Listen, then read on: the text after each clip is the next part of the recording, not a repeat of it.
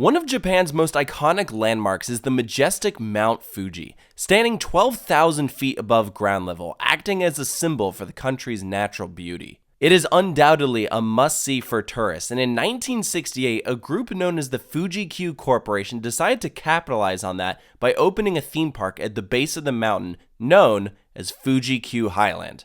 Located in the heart of Fuji Yoshida, Fuji-Q is instantly accessible and immediately drew crowds with their world record-breaking roller coasters. The first of which opened 2 years before the park did, standing as the world's tallest and longest roller coaster. Today, Fuji-Q continues that legacy by offering one of the best ride collections in Japan, a unique set of attractions that has quickly risen to the top of coaster enthusiast bucket lists. As of 2025, they operate year-round with 6 roller coasters, a variety of thrilling flat rides, family attractions, and quirky off-the-wall experiences. I had the opportunity to experience Fuji-Q for my first ever time in 2019, and then returned in 2024 after my incredibly positive experience. My most recent, though, left me feeling a little torn, as I was shocked at how just a few simple changes could really impact the guest experience. And in this review, I'm going to be covering the park in detail, the pros and the cons, discussing each of the major attractions, how the park functions operationally, and offer some tips in between so you can have the best visit possible.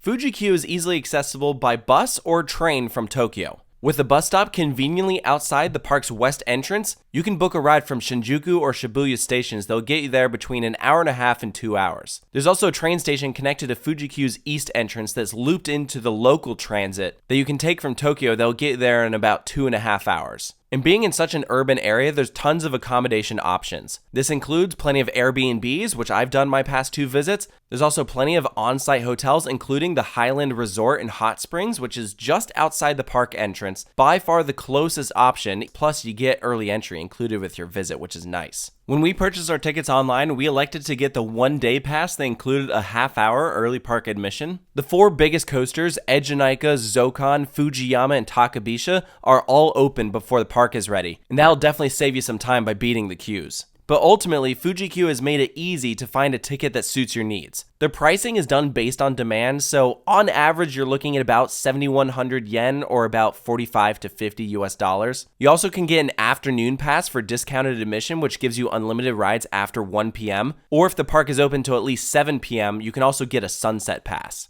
Should you be visiting with kids who are just looking to experience rides in Thomasland, they also have an entire pass that just includes rides in that section, which is pretty cool. And should you be going with members of the family who aren't interested in riding anything at all, Fuji-Q does offer free admission. Just go up to the front and ask for the free admission ticket, and then if you change your mind and want to ride anything later, you can go up to a kiosk and actually pay per ride, though depending on the attraction, it can get kind of expensive. One ride on Ejunaika is around $18, over $30 if you want to include the skip the line. So at that point, you might be better off just paying for a day ticket. But the entire property uses facial recognition. It's like the tech that you'll see at Universal Orlando and Epic Universe. You don't need a hand stamp or anything to come and go as you please. It just scans your face when you enter, it remembers you're in the park, and then will let you back in should you choose to leave. Likewise, that's also how they monitor what sort of attraction pass you have. They scan your face at the entrance to each ride. Now, I mentioned the park has both an east and west gate. If you're arriving by car, you'll park by Fujiyama and enter through the west gate. This is generally considered the main entrance. You'll actually pass through a gift shop and immediately enter a French village known as Lisa and Gaspard Town. Think of this like Fuji-Q's City Walk or downtown Disney. Lots of charming shops and restaurants, probably the best theming that you'll see on property, and that leads you to the actual entrance in the ticket windows. If you're arriving via train, you'll be greeted with a much smaller entrance over by Ejunaika, which certainly does have its conveniences too, because then you can just immediately hop on that ride if you get there at open.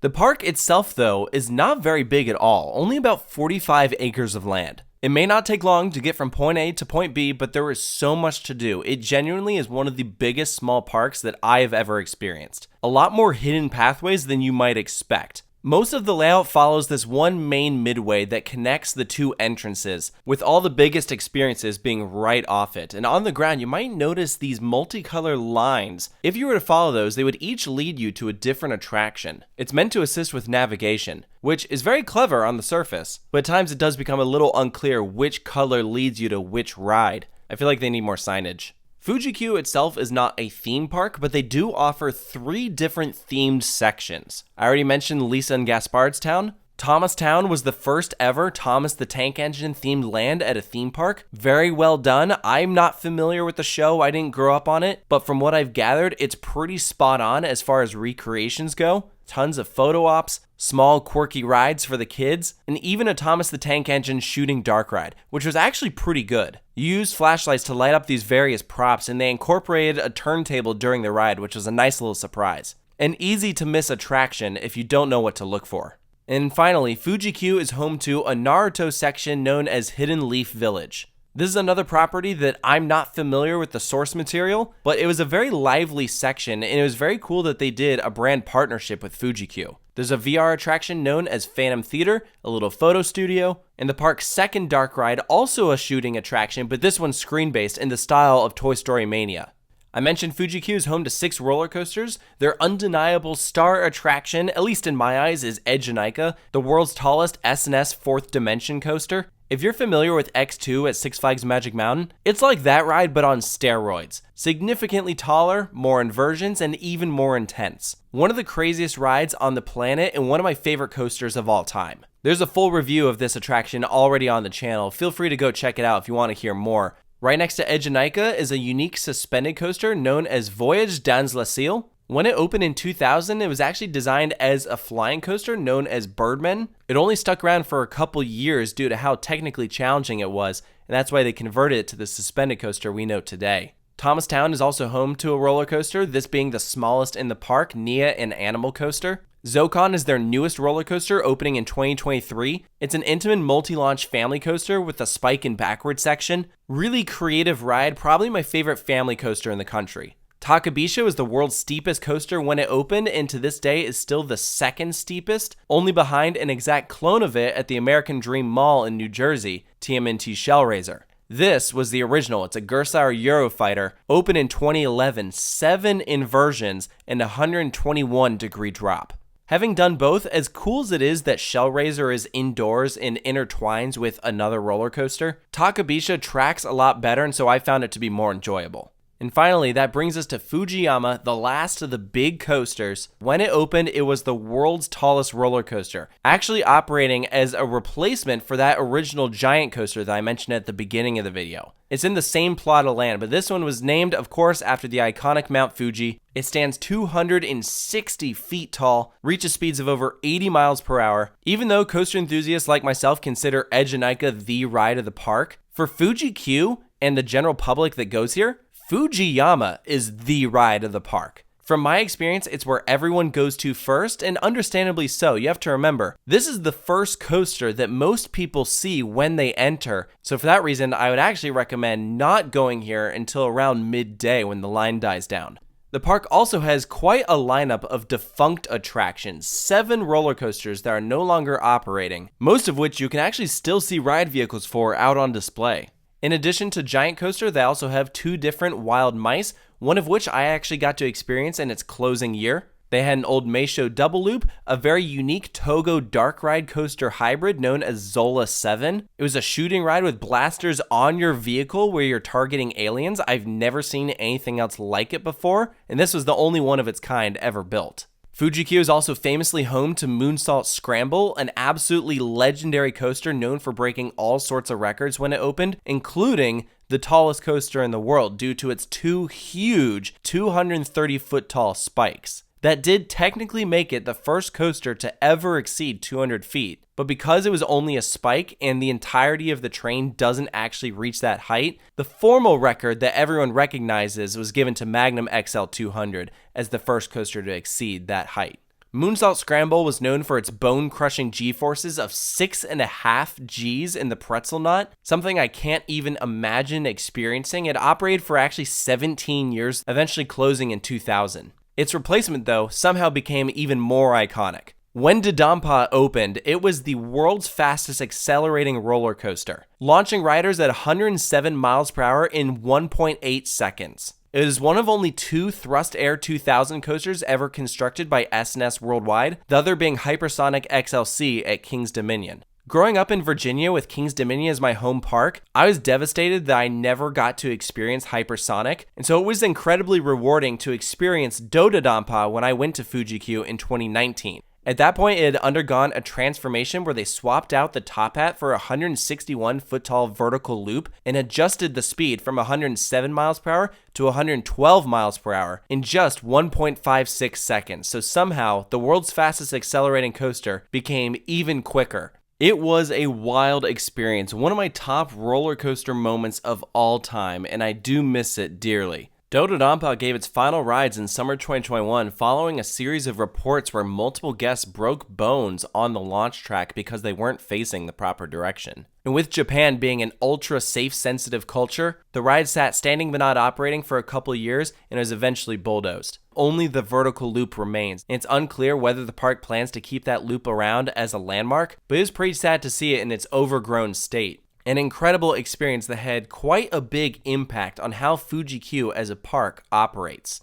The Japanese have culturally always been a cautious society when it comes to ride safety. Most theme parks you visit, absolutely no loose articles can be brought on any ride with you, which isn't that different than some other countries, but they do take it a couple steps in the extreme, like you can't even have a tissue in your pocket. And for a ride like Ejunaika, you even have to take off your shoes. One of the biggest changes that was implemented between my 2019 and 2024 visits was the addition of metal detectors at each of the major attractions. And before each experience, they would show you a safety card that would list off all the conditions in which you should not ride. These safety briefings would sometimes get a little over the top. In the case of some rides, they would actually do a dance to help you remember how to experience the attraction. Ejunaika was the biggest offender of this, where you essentially had to sit through a class between each cycle, to the point where you could feel the general paranoia that something bad might happen. I have no problem with no loose articles on rides, and they actually make it super easy with a free locker in each of the ride station. You just get a little key to hold on to, and in most cases it doesn't hold up operations, with the exception being Fujiyama.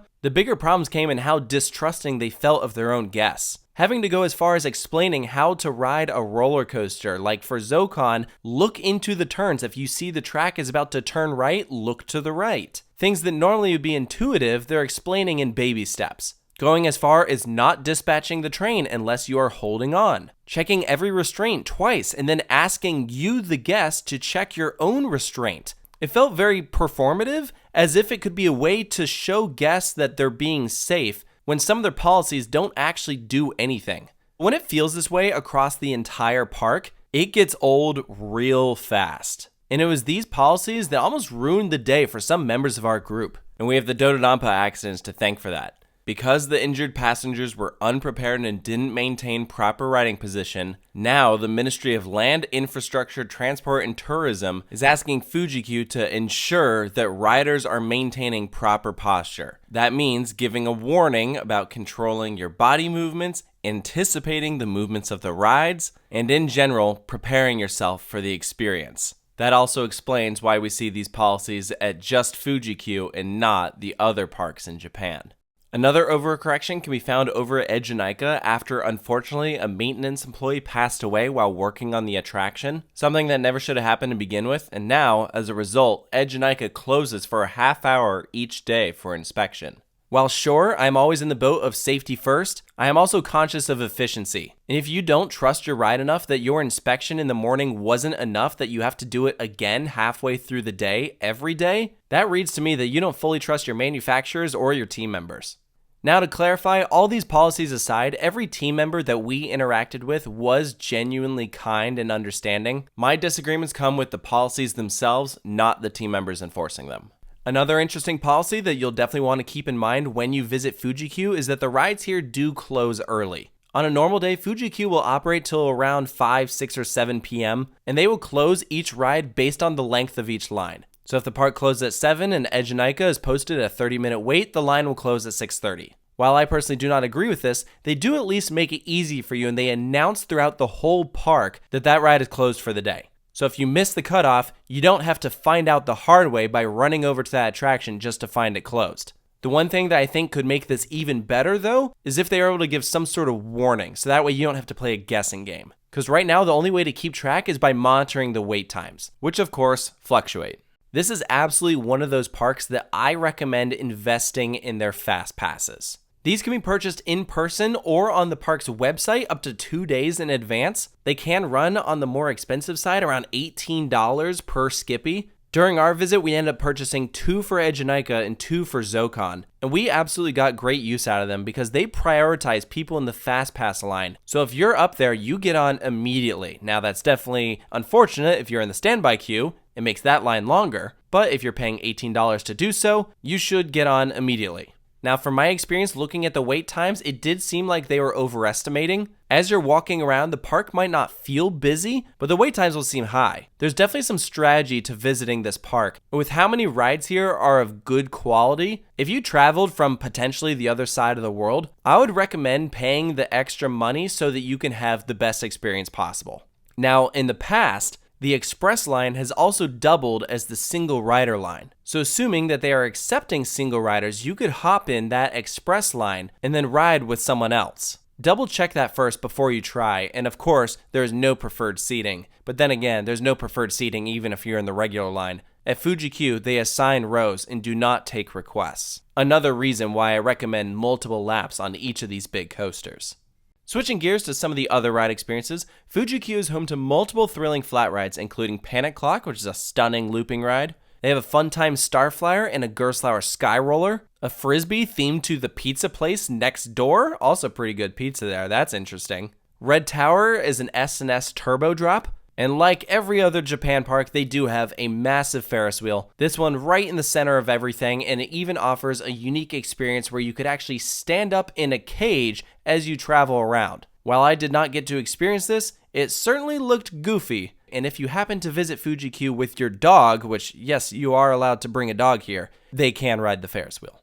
Up until recently, Fuji-Q is home to 2 water rides. This rapids is absolutely iconic with those 2 huge cat statues at the entrance. And the chutes is right next to Ejinaika with a huge first drop and a big splash that would soak the pathways, at least until it ceased operation back in mid-October. The ride is already most of the way removed as of when this video is being released as they prepare for redevelopment. Now, this is a pretty sizable plot of land, about 462 feet long by 186 feet wide at its widest point. With the recent closure of do-dodonpa, it makes me wonder if we could see a compact launch coaster in this space. There's a lot of swing launch coaster options that will fit in a narrow footprint. If they're happy with Intamin, they could go with something like Sandy's at American Dream. Or if they want to continue working with S&S, then they could get a ride like Gale Force or the new one coming to Mango's in Orlando. But we'll have to wait and see. There's also another narrow plot of land available over by where do-dodonpa's station was, so they could eventually put a new coaster over there, or both. Whenever you take out a high thrill coaster, you generally want to replace it with a high thrill coaster.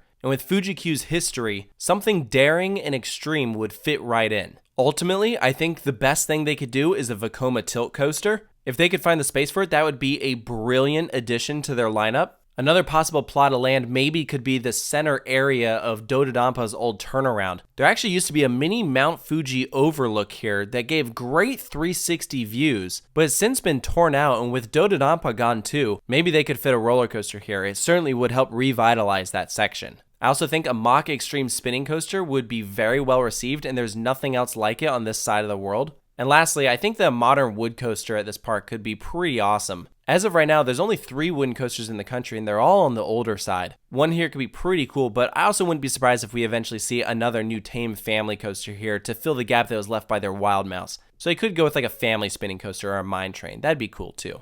Now, returning to the current attraction lineup, Fuji-Q Highland is home to a flying theater known as Fuji Airways that'll take you on a scenic tour of Japan, at least for half the day. The rest of the time, they change out the screen to feature an Attack on Titan storyline. Another great use of a popular intellectual property. I did not get to experience the Attack on Titan version, but I did get to experience Fuji Airways, which was a lot of fun, a really strong flying theater that actually simulates an inversion at one point. It was pretty convincing. And anytime you have a quality indoor attraction, that's going to go a long ways for when the weather isn't ideal. And luckily, there's a couple of those here. Despair Fortress Impossible Games is a 7-stage challenge that can be found across from the rapids. Very Squid Games-esque, offered both in English and Japanese, but it is an upcharge experience, and it's right near their haunted hospital, known as Labyrinth of Fear. This is a completely immersive, genuinely scary walkthrough that's advertised as a 50-minute experience. For us, once you factor in the pre-show, it ended up taking about 30 minutes. And yes, there are scare actors inside. Not a ton of them, but if anything, it helps build up suspense because then, when you do see one, it hits hard. and the sets are very convincing. It is extremely well done, and this place is secluded back there. It's kind of easy to miss if you're not paying attention. Like Impossible Games, this is an upcharge experience, but it's done per group. It's 4,000 yen per 4 people. So that's about $25 per group, which is pretty reasonable when you break it up like per person. But consequently, if you are at the park by yourself and you want to do it, you are paying that full price. So definitely better to do with your friends. Do not miss this when you visit Fuji-Q. Easily the scariest thing there, but funny enough, when I visited in 2019, they actually had an equally scary experience known as the Haunted Mine. There was this little dinky dark ride where you would actually put on headphones and trick your brain as you're moving through this dark space into thinking that something is out there, as you're hearing this heavy breathing and a live scare actor inside would lightly touch you as you went by. Totally spooky, never seen anything else like it before. It ended up closing alongside an Evangelion attraction to make way for Zocon. A great trade-off, but something that was still pretty unique to this property. A somewhat similar experience can still be found over by Ejinika. You essentially enter a small room and put on these headphones and listen to a story with the lights turned off. It's only in Japanese, so I had no idea what was going on, but it was bizarre to say the least. Don't know if I recommend it or not, but it's there. Also found in Fuji-Q is a mirror maze. In the wintertime, they have an ice rink. They used to have a small go-kart track next to Zocon that has recently been removed though. And now a new addition to Fuji-Q is a small skate park. Definitely an odd choice, but remember, this park is technically free to get into, and it's a unique experience that won't take up a lot of land and definitely is going to be cheap to operate. So I admire them for their creativity. And lastly, that brings us to one of the most impressive attractions at Fuji-Q, Fujiyama Tower. This 180-foot tall structure opened in 2021 inside the first turn of Fujiyama. It was designed to give you that picture-perfect view of Mount Fuji, and it is unbelievable. Stunning views of the mountain, and then you just turn around, and amazing views of the park. And of course, the roller coaster traveling directly next to you. You can wave to all the passengers on board. It is awesome. One of my favorite things they've ever done, and it is a multi-use space. If you have your priority admission ticket, you get free access to the observation deck as well as their slide. Yes, you can slide down this 180-foot tall tower all the way to the ground. It is massive, and again, with the safety overkill, they take it pretty seriously. You actually have to wear knee pads and elbow pads and a helmet to go down. I was thinking, oh man, this is going to be pretty intense, but it's actually very tame and kind of underwhelming. You don't need that gear at all, but whatever. And lastly, up there, you can take part in the Fujiyama Walk, which puts you on the edge of the platform walking the full perimeter around. I did not get to do this, but I definitely would next time, and it's only $6. Very affordable, an upcharge I wouldn't mind paying for. The slide too, once you have a park ticket, it's only $3. Totally worth it. It means you have to exit the main park to walk up to the tower, but it's worth doing. Plus it forces you to see a bit more of the French Village, which really is so cute and charming. A nice relaxing place to hang out, and that gift shop up front is just huge. Some of the better merch I've seen at a Japanese amusement park, there really were a lot of options, including some interesting items like Ejinika underwear, and this shirt that our friend Dan bought that says, "I am not an employee, please do not ask me for directions," and this shirt that our friend Tyler bought that says, "I am chicken."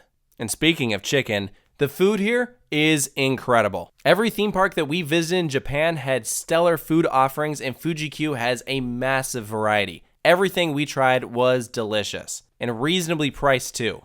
So to wrap up this video, at this point you've probably seen that Fuji-Q has some incredible offerings. Stellar roller coasters, amazing food, some pretty good theming, a nice variety of unconventional attractions. All these are reasons why I absolutely recommend visiting Fuji-Q. You just have to know what you're getting into, because the reality is, as great as the rides and attractions are, the park is not run how I wish it was. I will always admire them for clearly investing in the park, continuing to make changes so it evolves for the better. The place genuinely feels fresh and modern, unlike so many other parks in the country. But with their operating procedures on the major attractions, it seriously impacts your day by increasing the wait time, therefore increasing your frustration, which might already be high if you happen to go when they're only operating one train on your favorite coaster, which can happen. It kind of forces you to spend money on skip the lines that you probably wouldn't have had to otherwise, and even after all that, you're feeling babied as they teach you how to literally ride a roller coaster. That is why, more so than any other theme park in Japan, Fuji-Q has some of the most dramatic pros as well as cons. It is a place that I have incredible memories at, and still, even after all this, will go back to. But you really gotta do your research before going so you are prepared, so you know how to tackle this property. Because if you don't have a game plan, it is completely possible that you could get screwed over and have a terrible day. The queues can get long and you might not be able to ride much, which is exactly what you don't want to happen. So I hope that you found this video informative. If you're new to the channel, please consider subscribing for more park reviews. I've reviewed places from all across the world. Subscribe for more Japan content and other exciting rides and roller coasters, and I'll see you next time.